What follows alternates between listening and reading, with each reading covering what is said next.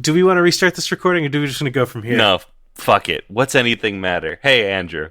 Hey, what's up, Riley? Do you want to record a podcast? Yeah. What should it be about?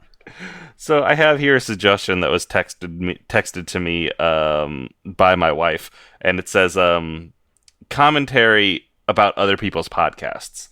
And so what she means here is like we would record a commentary track for somebody else's podcast. Oh, so we... Okay, so this is like a director's commentary that we do on Bed Bath & Bionicle.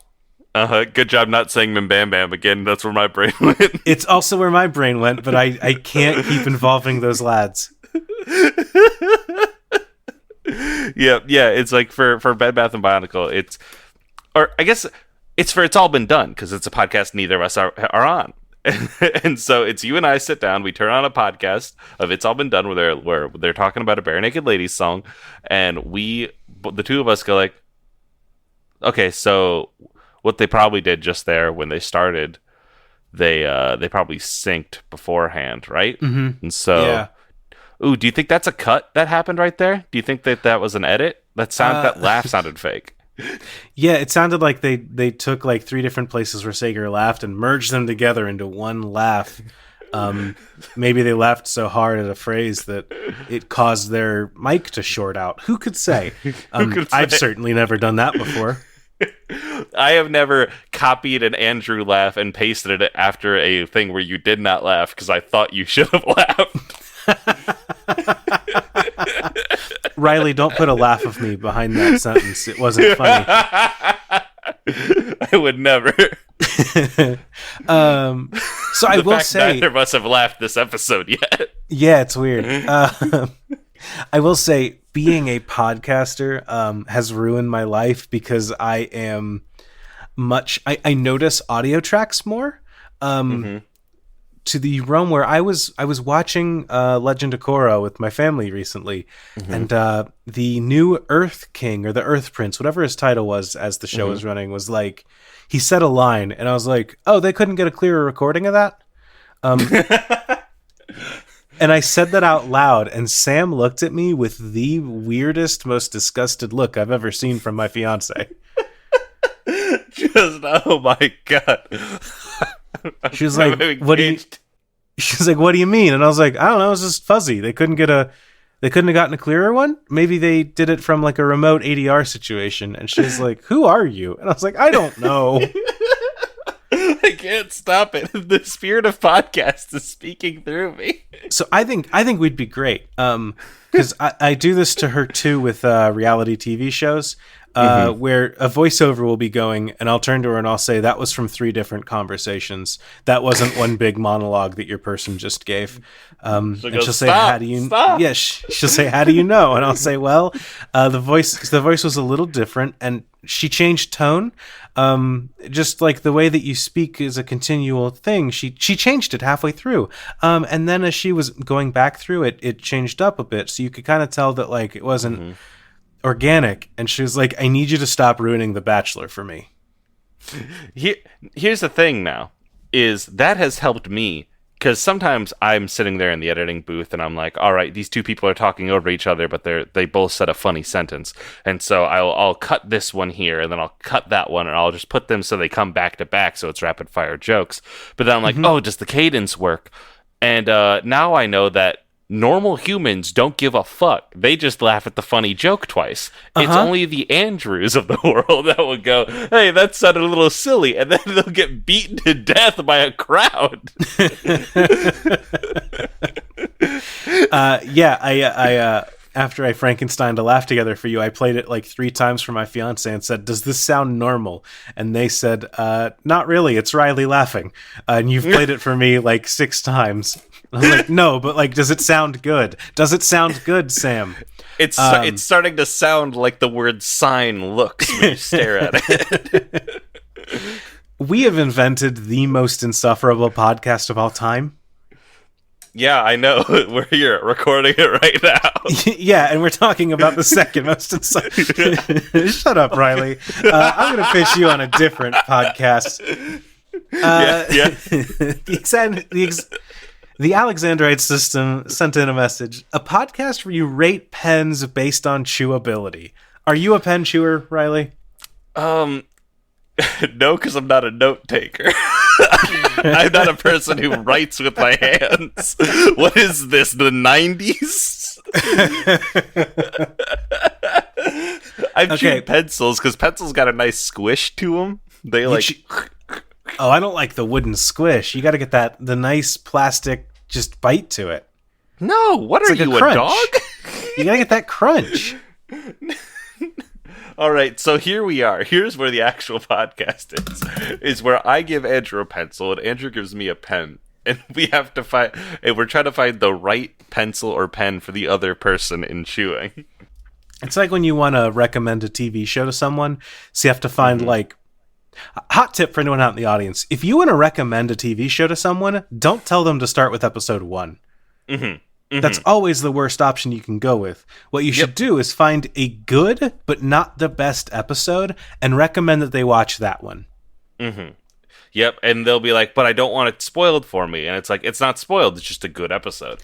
Yeah, the only spoiler is that, like, the only spoiler is that there are characters in this show that you will know by the time you're done with the pilot. So, like, Riley, I want you to watch The Venture Bros. I'm not going to start you off with episode 1 because that was a Flash animated thing that was made as a pitch for Adult Swim. I'm not going to start you with that episode. I'm going to start you with Ghosts of the Sargasso. That fucking makes sense to me. What season and episode is that? Season 1, episode like 6. Okay, see, that makes sense. And if I was to go to you, Andrew, and I'd say, hi, buddy, I know you hate Star Wars. And you would inhale sharply through your nose. I just did. I know. And I'd go, but here is the last 2 episodes of season 2 of Rebels. And they're very good. And I think they'll give you everything you need. Here you go. And so you would go, that still wasn't for me. Now, neither of these are pen shows. Neither of these are pen pals. We're doing this, but for the Office Depot pen I'm holding in my hand. Because this pen has a solid grip. It's good to write with. I think going just by chewability is wrong, because if I wanted something to have around just for chewability, I'd have a stick of gum. This pen needs to write well and be chewy. So does it click? Does that pen click? This one doesn't click, which makes it a good useless chewing pen. No, disgusting. No. You are revolting. If you want a chewing pen, it needs to be one with a cap. What is the pen with a cap? Yeah, I don't know you anymore. A feather and quill? What's next? Pens with a garbage plastic cap are the best for chewing. There's no debate around it. You need that plastic cap. That's what you chew on while you write with the rest of the pen. That way your pen doesn't get destroyed. This is wild to me. Because, you shouldn't have a pen for long enough that, like, when it's destroyed, you're like, oh no, my pen! Because, like, it's a pen. At that point, it's out of ink. You throw it away, you get a different one. But, like, also, like, if a pen doesn't click, I'm a clicker. Like, I sit there with pens and go, and, like, that's the jam. That's how you live your life. I'm worried about how much ink you use on a daily basis that you think that pens ever run out, like, mid-use. As soon as a pen, like, stops once, I throw it away. You don't like lick it and then try it again a couple times? I know that's a thing, but that's still no. I'm good. Like, I'm not being paid for this pen. Foof, gone, out of here. Vamonos. Why am I writing something with my hands? Is that what you do with pencils every time it breaks? You break a pencil, you just throw it away? A, I haven't touched a pencil since I was in high school. But B, that I know is a lie. But I could honestly say I don't know if I've actually touched a pencil since college, and I think that could be true. But do I know how to write my name anymore? I just took a drink of water. It's like when you're like, oh yeah, I know how to do division, and then you're like, well, how do you even approach this? But like for me, it's like, how do you write with, I can't. 1 second. Okay. I'm now touching the first pen I've touched in 8 years. The first pencil, sorry. Okay. It is firm. It is yellow. Is it chewable? Let's see. It's in this drawer, so I know how long it's been here. Because again, I'm at my in-laws. But what are you doing? I was gonna say, what are you doing? Storing raw meat in there? Bite it. It doesn't matter. Fair. Yeah, it's got a little bit of a squish to it. Now I have to throw this out because I can't put back a pencil with a bite mark. Like I'm some kind of fucking freak. All right, I think for our next episode, we need to write each other a letter, and then in 3 weeks, when it finally arrives to us, we can read those letters aloud and judge each other's penmanship. Oh God, we don't know what each other's penmanship looks like. But until that happens, I got a podcast idea from Sarah McCostumes.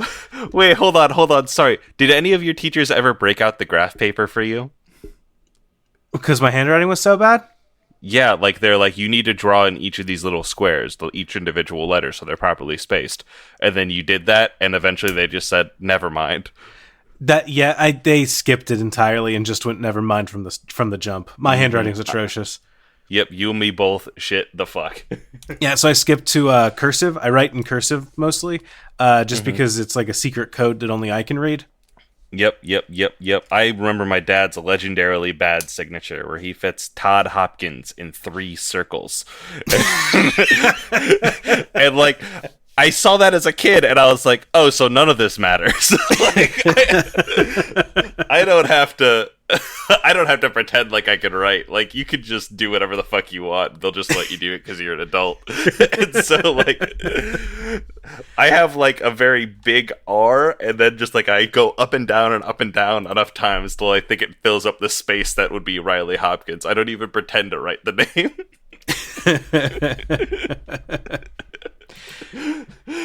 Give me Sarah's suggestion. Yeah, Sarah's suggestion. She says, I don't think the relationship between podcasting and LARPing has been explored enough. And while yes, LARPing podcast is certainly an idea, I think the far superior idea would be where you LARP as podcasters. Riley, can I see you over here for a second? Yeah, okay, hold on. Yeah, what's up? Is this what we're doing? Is this just what this show already is? Oh, it is a little bit, isn't it? Because I think that's what this show is. Do we have to stop the show? I'm worried that someone else wrote in and said, have you done the Metapod yet? And I'm worried that they're doing us now. Yeah. Yep. We're looking into the mirror, but here's the thing: we, as the people I'm gonna edit all this out. Don't worry. Okay, as the people recording this, I can just take that mirror and I can put it flat down on the surface. Okay, good. Okay, perfect. Yeah, I think that it would be a good idea to LARP as podcasters. But let's talk about something else. This is another McCostumes original. They say this isn't a podcast, but I think it is. They say a podcasting service where we're the podcasting Grim Reaper, and every time a podcast needs to end but doesn't, every time a podcast needs to end but doesn't know how, they hire you to come in and make the perfect finale episode for their show. I love this. I love the idea of coming to a long-running podcast where they're like, "Oh, we're going, but like we could and we probably should end, right?" And then you and I step into the room and like we perfectly craft that finale. That's beautiful to me. This is like, you know, when movies are about people that like hire a hitman to come in and kill them. Uh-huh. We're that hitman. Absolutely. We have been hired to come in and just shoot your podcast. Roman Mars calls us and is like, I'm out of things to talk about. I've talked about the design of everything on the planet, but I don't know how to end the design of myself. And we say, yeah, Roman, we got this. We got this. And then what we take in the backlog, we listen to it entirely to bring back every thematic element, to bring back like well-known stories, callbacks, and we're paid like $1 million to Absolutely. do this. By the way. Yeah. So I feel like we listen to everything and we go, hey, we noticed a through line. But then, and we go back through and we listen to the entire like backlog of 99% Invisible, and we say, there is one topic that you haven't designed yet, and the thing that we need to talk about is the design of the Grim Reaper. And he'll say, oh, yes, that's an interesting conversation. Let me tell you about that a little bit. And we'll say, save it for the mic. It's not. This is not for you, Roman. Yeah, and he'll know that that's the end point. He'll record it, he'll end it, and then he'll walk away. I do think more podcasts need to end, and so I'm happy to be part of that system. Yeah, I think it would be a beautiful place to take part in that ecosystem. Andrew, I have another one here. Hit me. This one is a suggestion from my wife, and it's called. This is a podcast title, and the title is "As Per My Previous Email." Fuck. And here's what this is: you come to me, or an audience member writes into us and says, "Hey, this motherfucker isn't reading my goddamn emails. No one reports to them. They continue to just kind of be an asshole, and like they get in the way of the things that I'm doing and the things that I'm trying to do, and are just genuinely frustrating. How do I get them? Like, I've written this huge message where I tell them off. I tell them to go fuck themselves. I'm like, I've had it up to here, and I need you to edit it before I send it. And we take it, and then we cut all the gut and the energy out of it, and we try to make it something that will actually help that person. So that way it's therapeutic for the person writing it to tell that person off, and then we redo it so that way it's just like, hi, we've already talked about this. You should check out that last link. Sorry for the confusion. Bye. Instead of, fuck you, you motherfucker. I'm worried that this podcast is someone coming to us with a bunch of energy and us being like, now settle down, have a Werther's original, and let Grandpa's Andrew and Riley take care of this. Yes, that's exactly what it is. You don't have to be worried. That's my pitch. It is somebody comes in and we help them settle down a little bit. They get to stay angry. They get to write the angry thing, but then we rewrite it, do a little bit of editing, do a little bit of taking this out, putting this in. I feel like we should do this. I like where you're coming from of bringing other people on to talk about their work woes. I feel like we should do this where we bring on people to talk about, like, we bring on 3 people to read those letters out loud to like a group of not their peers, but other people that are annoyed about emails. So it becomes like a Tales from Retail style support group podcast. Everyone reads their letter and goes, oh my fucking God, Greg, the image is in the files. Go to your asset manager and it's right there, rendered, ready to go. Or somebody emails you a rectangle image. Someone emailed me a rectangle picture and said that I needed this, but I needed this at a crop to 150 pixels by 150 pixels. And I did that, and it's just his face. And I sent that to him, just like the eyebrows to the lip, and they're like, that's not what I wanted. Why does this look so ridiculous? I was like, oh, you just wanted the image resized to 150. Okay. All right. Yeah, like it's just us being able to give people space to vent. We're gonna have you know those Bobo dolls? What? So it's like the like wobbly dolls. It's like kind of like an egg shape where if you knock it over, it'll bounce back up because it's got a weighted bottom. Do you know what I'm talking about? Is that a Weeble? I don't know. It's like inflatable.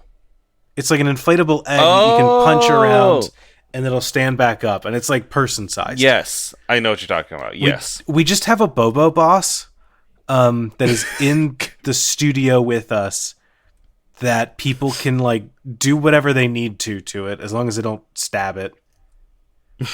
You can't stab it. You absolutely cannot. I love this idea. I think that this is just a generally good idea.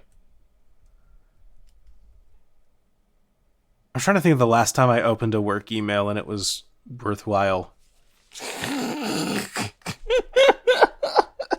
I was going to try and find a story to dredge up here, but I got nothing. We got one here from GM Jeff Stormer, who writes in and says, Andrew and Riley read through various gritty reimagining copy pastas and tried to deduce the actual plot of the property being reimagined.